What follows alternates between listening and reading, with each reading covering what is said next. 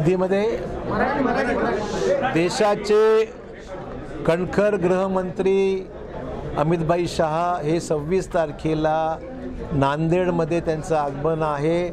त्यांच्यासोबत राज्याचे मुख्यमंत्री देवेंद्रजी फडणवीसजी, भाजपाचे अध्यक्ष चंद्रशेखर बावनकुळेजी, भाजपाचे कार्याध्यक्ष आमचे सहकारी रवींद्र चव्हाणजी, पालकमंत्री अतुल सावेजी हे नांदेडला येत असून मराठवाड्यातले अन्य मंत्रीसुद्धा त्याच्यामध्ये सहभागी होणार आहेत।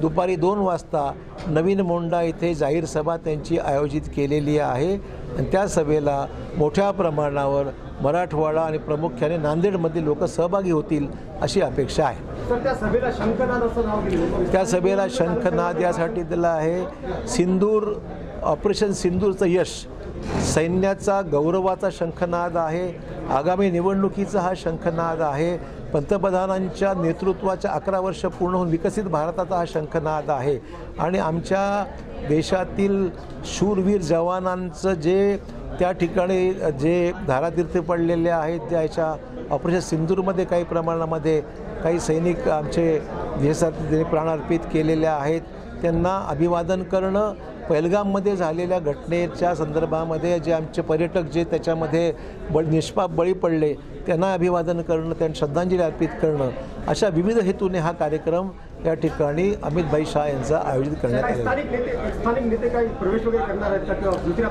अजून काही त्याच्याबद्दल आम्ही सुतवाद यासाठी करत नाही आहे की योग्य वेळेस आम्ही आपल्याला कळवू।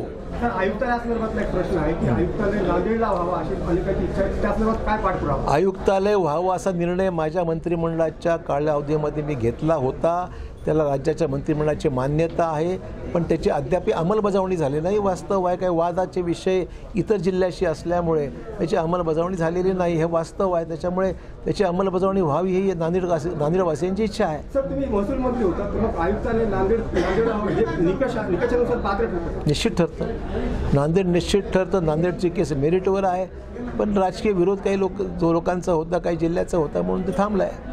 साहेब, तुम्ही शंखनाद नाव दिले, मात्र तुम्ही या सभेला शंखनाद जे असं नाव दिले, मात्र काँग्रेसचे खासदार असं आहेत की यापूर्वी सुद्धा लोकसभेला अमित शहा आले होते तेव्हा काँग्रेसला लीड मिळाली, आता सुद्धा काही फरक पडणार नाही, जनता काँग्रेसच्या पाठीमागे। त्यांना ते वाटतंय, त्यांना अजून ग्राउंड रिॲलिटी काँग्रेसच्या नेतृत्वाला कळालीच नाही आहे आणि त्यामुळे असे ते बेछूट विधानं करतायत।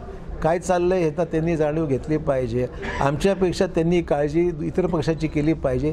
त्यांच्या पक्षातील रोज माणसं सोडून चालले आहेत याचं याला भान नाही आहे। वास्तव चित्र वेगळं आहे आणि ते त्या स्वप्नाच्या बाहेर ते पडलेलेच नाहीत।